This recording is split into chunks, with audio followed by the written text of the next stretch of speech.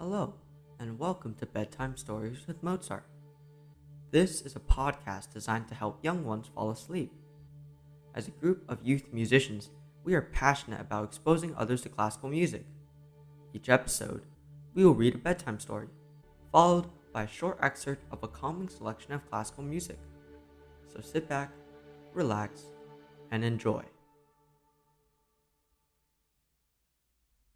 Today, I'll be reading Yuuki and the Tsunami.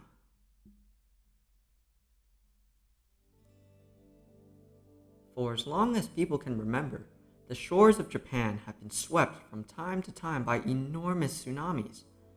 These awful, sudden risings of the sea are caused by earthquakes or by underwater volcanic action. The story of the boy Yuuki is the story of such a calamity.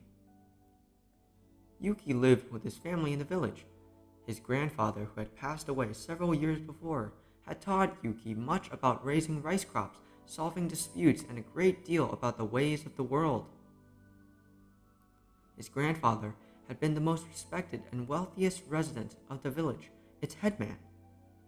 Now, Yuuki's family cultivated the enormous fields of rice that his grandfather had passed on to them. Yuuki's village was nestled by the shore below a small mountain. One day, Yuuki was playing on top of the small mountain, watching the preparations below for a festival that was going to take place that very night to celebrate a wonderful rice crop. All of a sudden, Yuuki felt an earthquake beneath his feet. It was not strong enough to frighten anybody, but Yuuki, who had already felt dozens of shocks, thought it was odd, a long, slow, spongy motion. The houses below by the sea rocked gently several times, then all became still after. Soon after, Yuuki noticed something even more strange. The sea darkened all of a sudden, and it seemed to be rushing backward toward the horizon.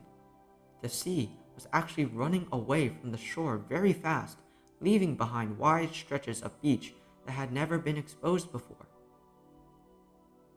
With a gasp, Yuuki suddenly remembered the words of his grandfather. The grandfather had told the boy how his own father's father had told him that just before a terrible tsunami, the sea suddenly and quickly rolls backward. Yuuki, his breath heavy, ran down the mountainside to warn the people of the impending danger. Already, many had run to the beach to witness the spectacular new stretch of ribbed sand. Get back, shouted the boy. There is terrible danger. What are you talking about, Yuuki? Laughed one person. Look at all the great new shells on the beach.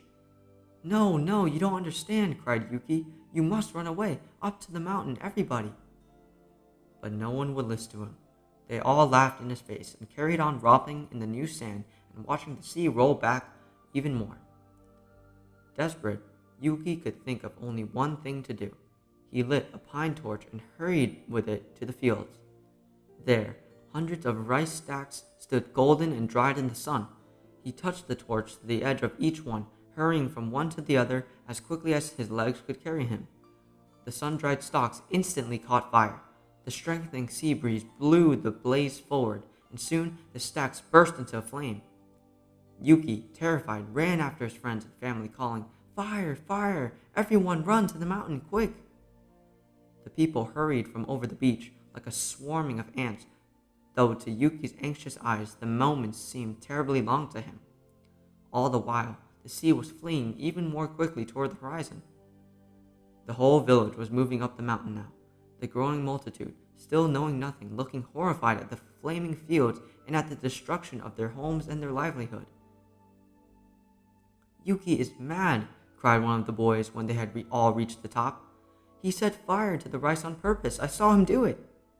"Yuuki, is this true?" said Yuuki's mother and father, frowning deeply. Yuuki hung his head. Just then, someone cried, "Look!"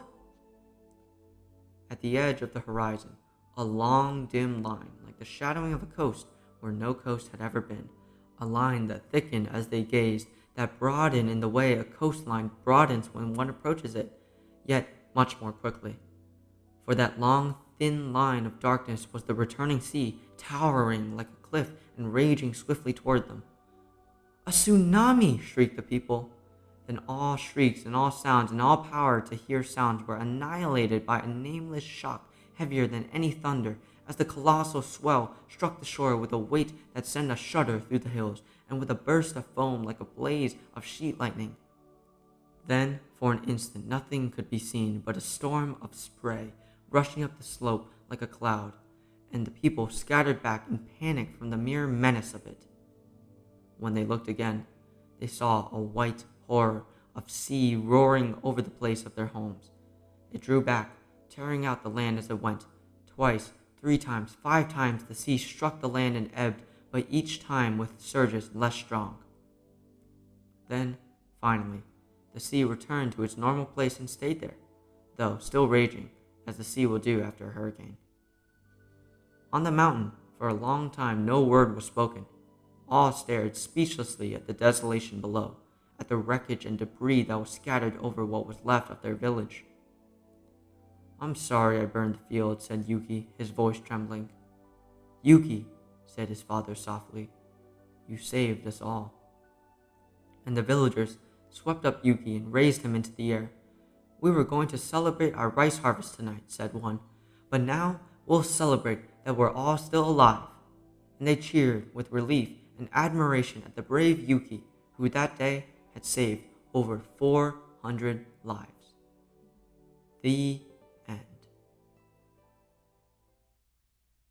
Thanks for listening. Be sure to remember to follow so you never miss an episode.